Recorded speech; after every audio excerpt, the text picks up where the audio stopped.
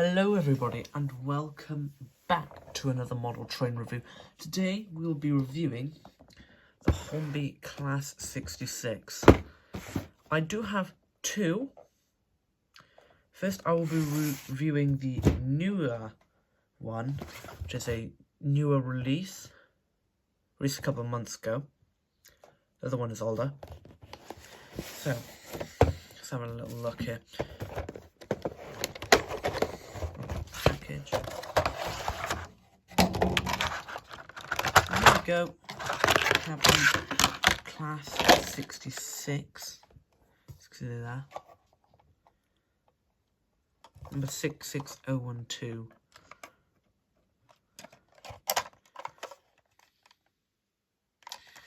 That's nice. Let's get in the second one. The Freightliner Baden Aggregates livery.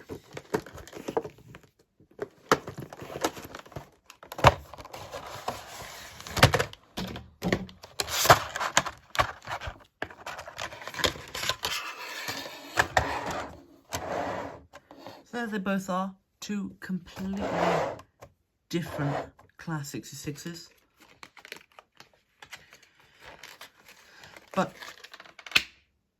are still the same brand. Let's take a closer look, shall we? So here we have the DBEWS livery 66, and I know Hornby used the Lima modelling for their 66s, but yeah, they shouldn't have used it really because it looks so old. Because look, see the moulded lights, but they don't actually work. Very vague detail through here, actually throughout the model.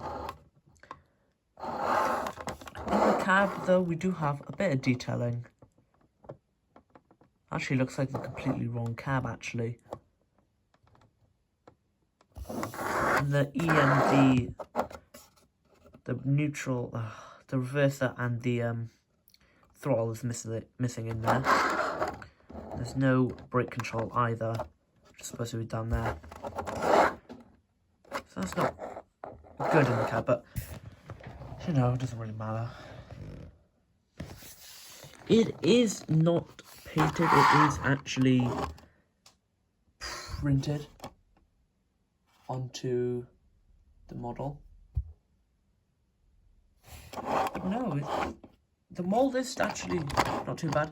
It is more of a railroad locomotive though than an actual railway, so I don't know why they're advertising it as a railway model, but yeah, that's just how it is. Here we have this special livery one. Freightliner. This is in an orange Freightliner livery now. Same with the other one, except less detailing actually through here.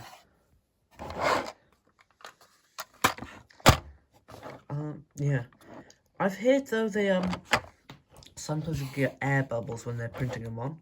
Luckily, my two models I own do not have that. It does look quite nice, I'll give them that. It's just I think it's £110 now, which is quite expensive. Also, the nameplates you have to glue on, I didn't know that. So you have to know. They could have done that for £110. I would expect them to be glued on already. Not glued on, actually. Moulded in, but you know, cheap. Yeah. So let's take a look at the mechanisms inside these logos. So in here are the mechanisms. You have this chip, which I'm pretty sure is the 21-pin decoder thing they can buy, but I don't have DCC, so it doesn't really matter. This is, well, not blue tack, black tack. That raises a bit of concern. In here, yeah, as I talked about, the completely incorrect cab detailing. 6.6s do not look like that in real life. I've been in one, European one. Here we have loads of hot glue, so I don't know what's going on there. Here we have the what looks to be like a motor engine, which you can't actually get to. Well, not engine, but motor. You can't really get to it. So if you want to service it, it's going to be real hard. These wires are literally paper thin. I can feel right through them. Well, that's probably not big of concern, really. What is, though, is the fact that you're paying £110. You're only getting one motor, not two. Well, not one powering two bogies. You're only getting... No, it's only two bogies that are powered. However, they do make it up for the... If you can see there, actually you can't really, but... They have added pickups on all the wheels, so that's good. Other than that, it is a bit... Well, I say bit, it's very cheap. It's very expensive. Also, you can't screw it.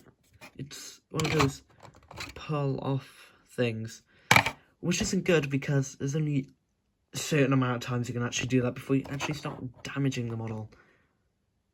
But with this thing anyway, you probably wouldn't want to service it, you just throw it in the bin. Here is your Freightliner Bilbol Silver 66623. We've got 3 IOAs, and we've got the Colas 37 back there with a Mark 1. Woohoo. So 3 IOAs. My layout has a constant grade to it. So I'll set it to a certain amount of power, say up to here. So here we go, it's going.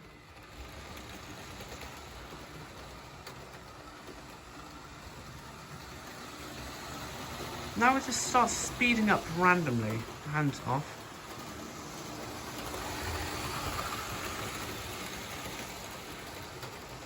For one motor, I'll let it have that speed going down that little bit of hill. Camera recording is actually awful today.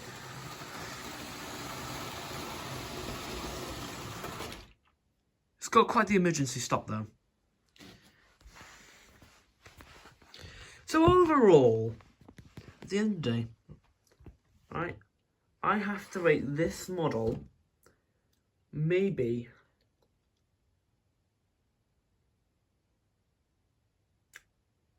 a 4 out of 10. Because it does the job, as we saw right there. It does perform quite well. It's very cheap and is not going to last probably more than about a decade. Which over here, the Bachmann 37, good engine, good. Everything's got lights and everything. That's probably going to last over a decade, easily.